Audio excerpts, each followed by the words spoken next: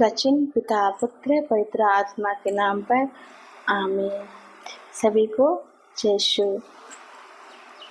मेरे माता पिता एवं भाई बहनों, मैं आशा करती हूँ कि आप सभी ईश्वर की कृपा से कुशल मंगल होंगे और आज के इस सुंदर दिन के लिए मैं ईश्वर से प्रार्थना करती हूँ और आशा करती हूँ कि आप सभी अच्छे होंगे। और आइए हम सब मिलकर छोटा सा प्रार्थना करते हैं। हे पिता परमेश्वर, मैं आपको हर एक काम के लिए आपको धन्यवाद देती हूँ पिता परमेश्वर। आज के इस हमें इतनी सुंदर दिन देने के लिए मैं आपको धन्यवाद देती हूँ प्यारे पिता परमेश्वर। हे सृष्टिकर्ता पिता परमेश्वर, तेरी स्तुति हो, तेरी महिमा हो। हे दयालु पिता, जो भी बीमार से पीड़ित है, जो भी बीमार हैं, अस्पताल में हैं, उन सभी को आपको विचार समर्पित करते हैं और आज का इस पवित्र वचन को जो भी सुनेंगे समझेंगे उन्हें आप आशीष देना पिता परमेश्वर। हे पिता परमेश्वर, हे स्वर्गीय पिता परमेश्वर, हे दयालु पिता, उन्हें आशीष देना ताकि वो भी उद्धार पाए आपके नाम से, आपकी स्तुति करे, आपकी महिमा करे। हे पिता, आज के इस वचन को जो भी सुनेंगे, जो भी देखेंगे इस वीडियो को, उन्हें उनके हृदय को आनंदित कर उनके मन को बदल देना। हे पिता परमेश्वर, आपको धन्यवाद देते हैं आज का इस दिन के लिए और जो भी इस वीडियो को देखेंगे उन सभी को आशीष देना पिता परमेश्वर। हे पिता परमेश्वर, स्तुति हो तेरी महिमा। आइए हम सब ईश्वर वचन को सुनेंगे, पढ़ेंगे और जानेंगे। संत याकूब का पत्र अध्याय 4 पद संख्या 13 से 17 तक। भविष्य निश्चित है। आप लोग जो कहते हैं हम आज या कल अमुक नगर जाएंगे, 1 वर्ष तक वहां रहकर व्यापार करेंगे और धन कमाएंगे। मेरी बात सुनो, आप नहीं जानते कि कल आपका क्या हाल होगा। आपका जीवन एक कोहरा मात्र है, वहाँ एक क्षण दिखाई देकर लुप्त हो जाता है। आप लोग को यह जानना चाहिए, यदि ईश्वर की इच्छा होगी तो आप जीवित रहेंगे और क्या वह काम करेगा। किंतु आप अपनी दृढ़ता पर घमंड करते हैं। इस प्रकार का घमंड बुरा है। जो मनुष्य यह जानता है कि उसे क्या करना चाहिए किंतु नहीं करता, उसे पाप लगता है। इस पवित्र वचन में हम देखते हैं कि हमें क्या पढ़ने को और सुनने को मिला। ईश्वर कहता है घमंड नहीं करना चाहिए और कहता है कि हमें जो करना चाहिए हम नहीं करते, हमें जो नहीं करना चाहिए वही करते हैं। मेरे माता पिता एवं भाई बहनों, हालेलुया पिता, हालेलुया, स्तुति हो तेरी महिमा हो। इस पवित्र वचन में हमें ईश्वर कहता है हमारा जिंदगी एक कोहरा मात्र है। हमारी जिंदगी एक कोहरा मात्र है। वो कैसे? हमारी जिंदगी एक कोहरा मात्र है, ये सच है। हम में से किसी को ये नहीं पता कि कल हमारे साथ क्या होगा, किसी को नहीं पता। पर हम सोचते हैं कि हमें कल क्या करना है और कल कहाँ जाना है, कल हम ये काम करेंगे, वो काम करेंगे। पर हम ये नहीं जानते कि कल हमारे साथ क्या होने वाला है। कोई नहीं जानता कि कल हमारे साथ क्या होने वाला है। कोई सोचा भी नहीं होगा कि कल हमारे साथ क्या होने वाला। इसीलिए जिंदगी ऐसे जियो कि आज हमारा लास्ट हो, कल का दिन कोई भी नहीं देखा है, कोई भी, चाहे वो कितना ही भी महान क्यों ना हो, वो उसे भी नहीं पता कि कल मेरे साथ क्या होने वाला है।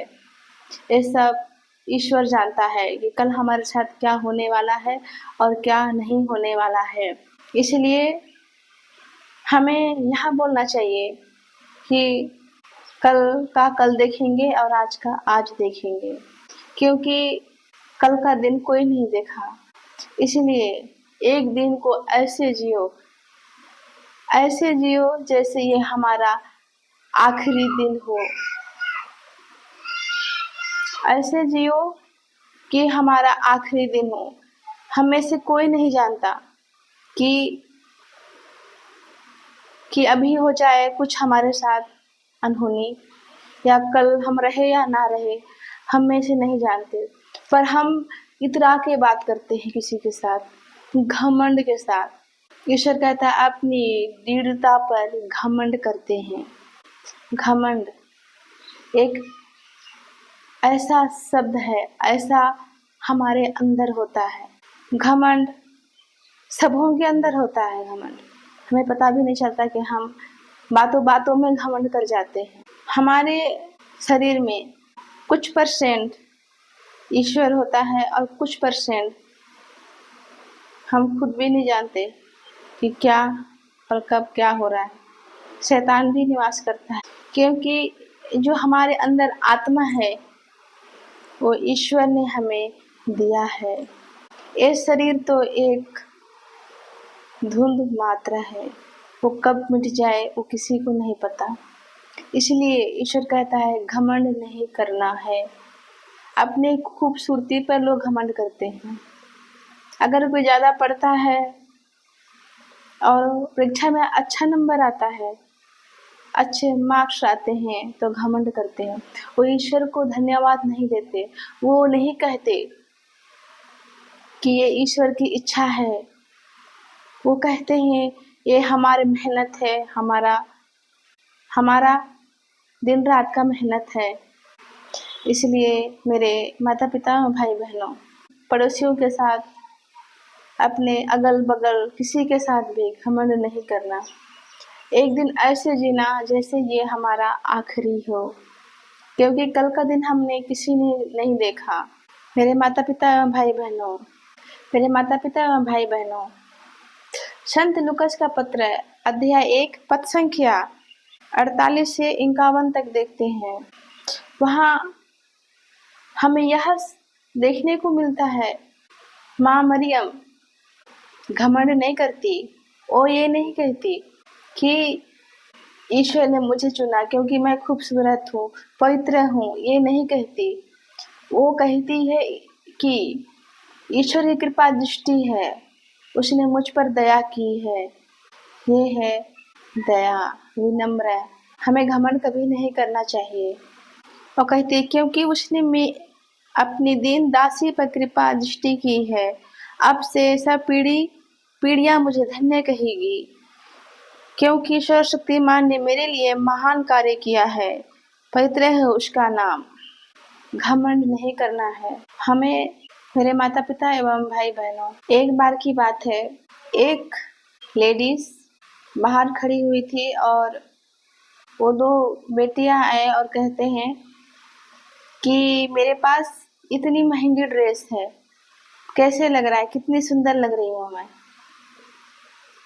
पर और एक बेटी बोली, ये फ्रॉक ने मेरे पापा ने दिलाया है, बताओ कैसे है।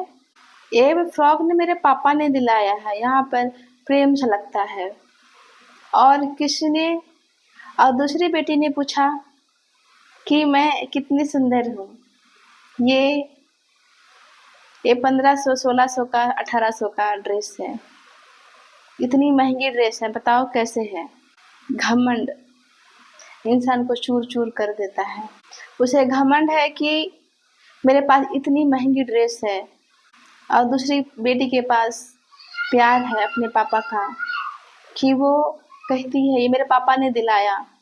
हमें यह नहीं कहना चाहिए किसी को कि मेरे पास ये है वो है तो है। किसी को यह नहीं कहना चाहिए कि तुम्हारे पास और मेरे पास ये है, तुम्हारे पास वो नहीं है। क्योंकि ईश्वर कहता है, संत पेतरुस का पत्र में ईश्वर यह कहता है हमसे, क्योंकि ईश्वर घमंडियों का विरोध करता है किंतु विनम्र लोगों पर दया करता है। हमें विनम्र बनना है, घमंडी नहीं।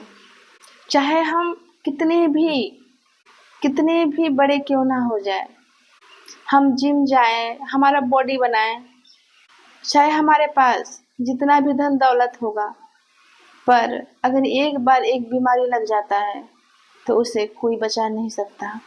उसने कभी ईश्वर को कभी पुकारा ही नहीं। उसने हमेशा अपने आप को महान समझा। जो भी हूँ मैं हूँ, ऐसे हमें नहीं करना है। क्योंकि घमंड कभी आगे बढ़ने नहीं देता। विनम्र दया, ईमानदारी एक इंसानियत की पहचान है और वो बहुत आगे तक जाता है, पर घमंड कभी आगे नहीं चल पाता। घमंड अपनी मंजिल प्राप्त नहीं कर सकता। परिवारों में हम देखते हैं, भाई भाई का दुश्मन बन जाता है, भाई बहन का दुश्मन बन जाता है।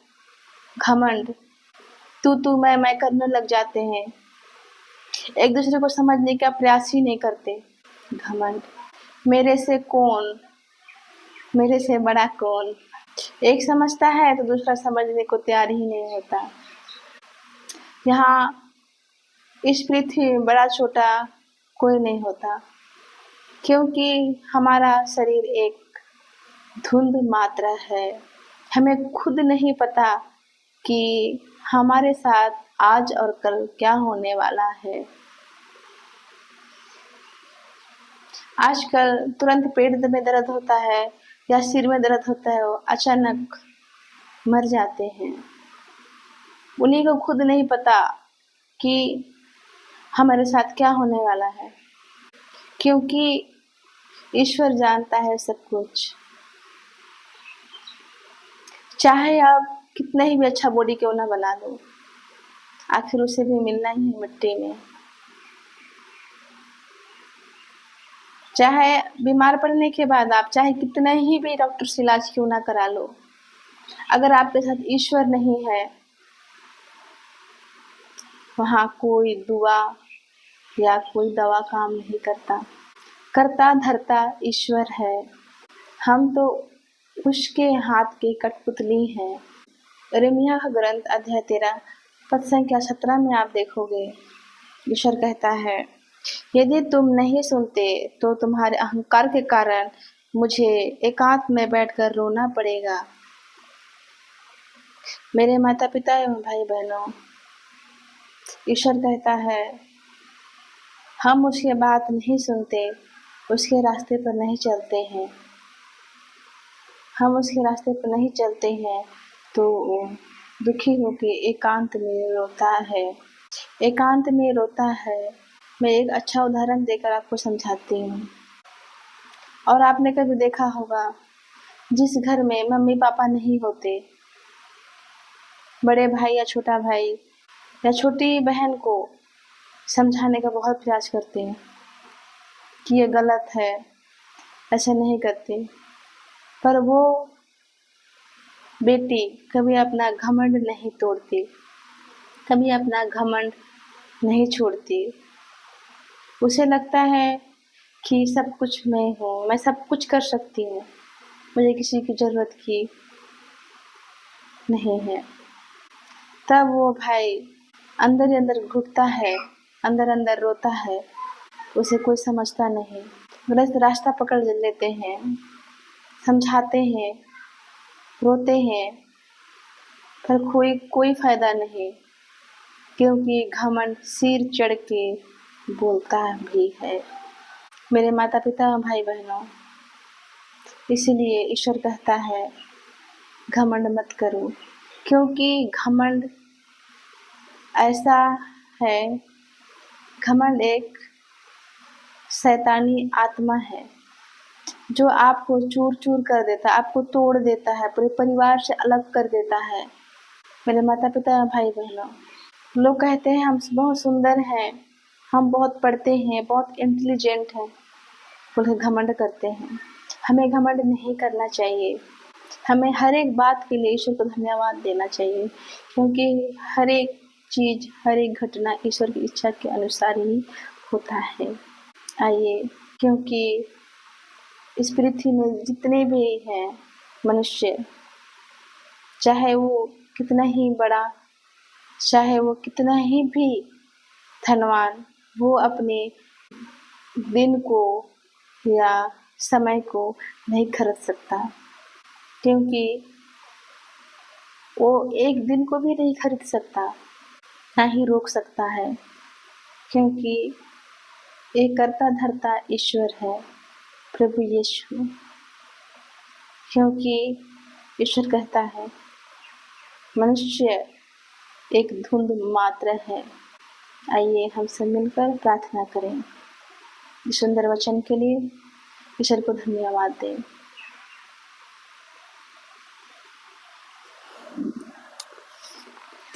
हे पिता परमेश्वर, मैं आपको धन्यवाद देती हूँ इस सुंदर वचन के लिए। हे पिता परमेश्वर, तेरी स्तुति हो, तेरी महिमा हो। हे उद्धारकर्ता पिता परमेश्वर, तेरी स्तुति हो, तेरी महिमा हो। हे क्रूस पर लदे हुए यीशु, तेरी स्तुति हो, तेरी महिमा हो। हे पिता परमेश्वर, आपके लहू से जो भी इस वचन को सुनेंगे, पढ़ेंगे, देखेंगे इस वीडियो को, उन्हें पवित्र कर पिता परमेश्वर। उन्हें जो भी बीमारी है, जो भी परेशानी, उन्हें मुक्ति दे पिता परमेश्वर। हे दयालु पिता, जो भी आज के दिन सफ़र कर रहे हैं, उन्हें सही सलामत उन्हें अपनी मंजिल तक पहुंचा दे, ताकि वो भी आपको धन्यवाद दे सकें। हे पिता परमेश्वर, आज जो भी घर में परेशान हैं, उन्हें मैं आपके दरबार समर्पित करती हूँ। उनके घर को शांति दे, उनके मन को शांति दे। हे पवित्र आत्मा, तेरी स्तुति हो, तेरी महिमा। उन लोगों के साथ हमेशा रहना जो आज सफ़र कर रहे हैं, जो ऑफिस जा रहे हैं, ड्यूटी जा रहे हैं, उनके साथ हमेशा रहना। और आज जो भी इस दुनिया में हो रहा है, कहीं भी किसी भी कोने में अत्याचार सह रहे हैं, लोग अत्याचार सह रहे हैं, उन्हें मैं आपके हाथों में सौंपती हूँ। उन्हें हिम्मत देना, शक्ति देना, ताकि वो उन लोगों का सामना कर सके, डटकर अपने दुश्मन का सामना कर सके। जहाँ मनुष्य से लड़ता है, हे पिता परमेश्वर, आज जो भी इस डट कर सामना कर पाए, किसी भी मुश्किलों का सामना कर रहे हैं, उन्हें शक्ति देना, ताकि वो हर एक परिस्थिति में, हर एक मुश्किल में वो हमेशा आपके वचन को पकड़ कर चलें, आपके विश्वास में आगे बढ़े। हे पवित्र आत्मा, स्तुति हो, तेरी महिमा हो। हालेलुया पिता, हालेलुया, हालेलुया, हालेलुया। हे पवित्र आत्मा, तेरी स्तुति हो, तेरी महिमा हो। हे तालनहार, हे पालनहार, हे सर्वशक्तिमान पिता परमेश्वर, तेरी स्तुति हो, तेरी महिमा हो। उसका चिन्ह पिता, पुत्र, पवित्र आत्मा के नाम पर आमीन। सभी को यीशु